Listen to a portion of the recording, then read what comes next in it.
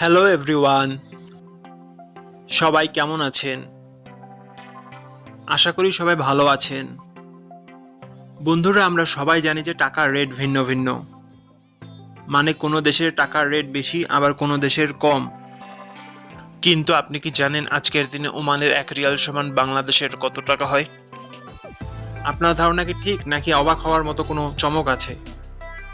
এই ভিডিওটি বিশেষভাবে আপনার জন্য তৈরি, তাই শেষ পর্যন্ত দেখুন। 9টায় 9 টাকায় পেয়ে যাচ্ছেন G63 speaker. So don't miss it, add to cart now.